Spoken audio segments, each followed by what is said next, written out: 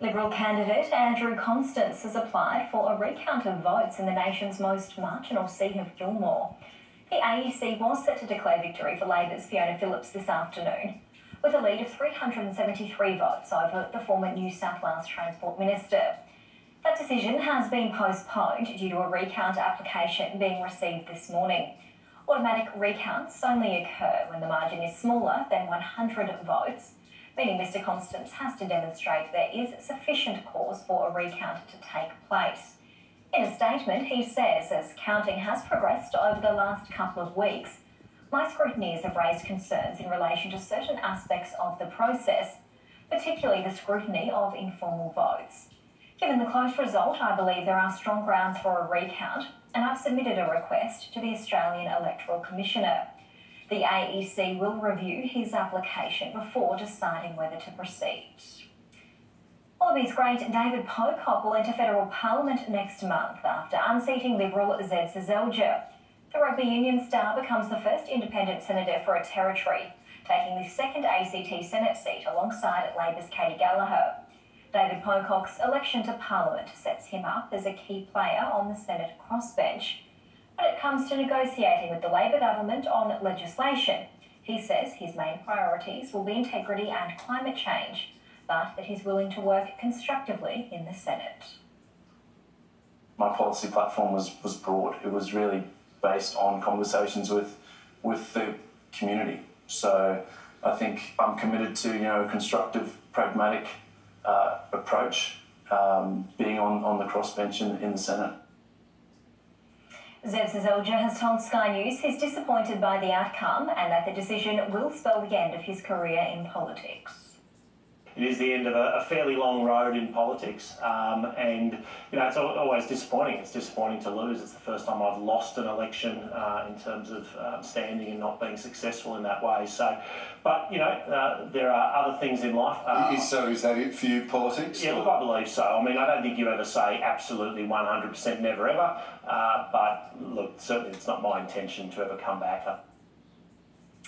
A dual citizen who's running for Victorian Parliament has hit out at the strict rules which govern who can run for federal politics. Debbie Taylor-Haynes moved from the United Kingdom to Australia decades ago and is a small businesswoman whose trade was affected by the COVID lockdowns. Her candidacy for the bellwether Melbourne seat of Bentley was launched by the Liberal Party as she took aim at dual citizenship rules and the Andrews government's pandemic response. We're a nation of immigrants. We should be allowed to run on all levels, but no, that hindered you. So, Would you like to see it? I think an opportunity would be good. I think, it's crazy that you can't run at federal level. It is very disappointing that the Liberal Party are using Bentley as a consolation prize for a candidate who not only doesn't live in the electorate, but has also openly stated that she'd rather be in Canberra. The Liberals lost the seat of Bentley to Labor's Nick Staikos in 2014 when Daniel Andrews came to power and was first elected as Premier of Victoria. Australians have reacted with jubilation after the Socceroos booked their place at this year's World Cup.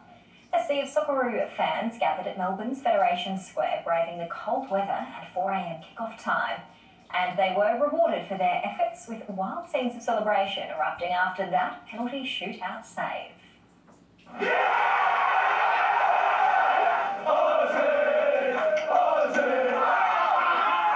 Absolutely buzzing. What an amazing performance. Pro and an amazing team. We've done amazingly. It was definitely worth getting up at 2:30 in the morning. Absolute limbs here at Fed Square. We love it. Just 1 hour, oh my God. I have work in 3 hours. I'm going to be very drunk. Well, Prime Minister Albanese hasn't quite followed in the footsteps of Bob Hawke, who famously warned bosses against sacking employees for skipping work amid America's Cup celebrations. He has asked employers to go easy on weary staff. For all those Australians who'll be a bit tired today at work, I say to their bosses, be nice to them. If someone's having a little kip in the corner, it's understandable, because if they've been up from 4 o'clock watching through, it's understandable that coffee can only go so far. So be nice, to your staff.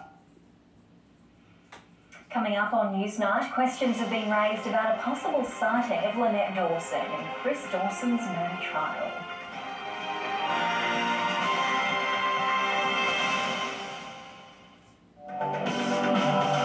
Sky News will be back after this short break.